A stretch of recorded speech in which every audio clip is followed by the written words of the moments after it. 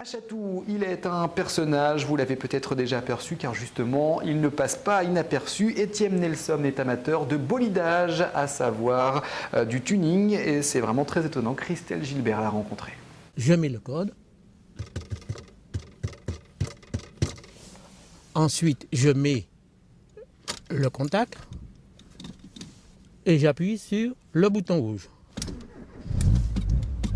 Ah, ça ne laisse pas indifférent. Étienne Nelson a 68 ans. Il y a 26 ans, il achète sa première voiture, une simple Ford Sierra. J'ai abandonné l'horlogerie pour me lancer dans la représentation de commerce. Le problème, c'est que quand vous êtes représentant, vous êtes obligé d'aller plus vite que les autres. Quand vous êtes tout seul dans votre voiture et un client vous dit « je vous attends à telle heure », ça pousse.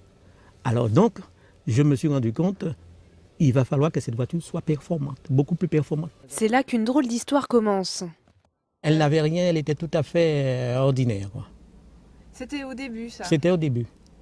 Et c'est après ça que je me suis mis à vraiment travailler là-dessus. Vega pour la planète de l'univers, missile pour la puissance que son véhicule dégage. La voiture est baptisée et les travaux peuvent commencer. Étienne Nelson change le moteur, la carrosserie. Son objectif, rendre la voiture aérodynamique. Alors donc, vous voyez ici, ce sont les évents où l'air pénètre. Vous voyez, il y en a 1, 2, 3, 4, 5, 10 et tous les autres petits qui sont à côté. Il y a beaucoup moins d'air qui sort que ce qui rentre. Le peu qui sort sont compressés et ça vous donne une poussée dans le sens de la marche. Nous avons les béquets, ce qu'on appelle les béquets. Eh bien, avec ça, écoutez bien, vous en avez 80 kilos là.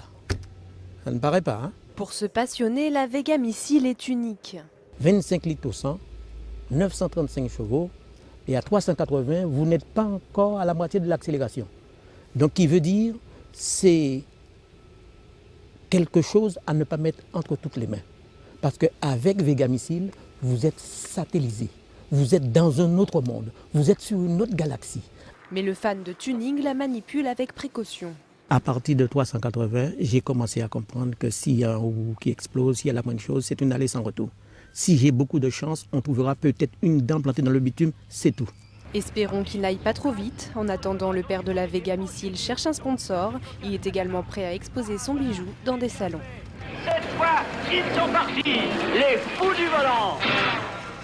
Et M. Nelson cherche des sponsors pour sa Vega Missile, car il souhaite tout simplement changer les roues de sa voiture.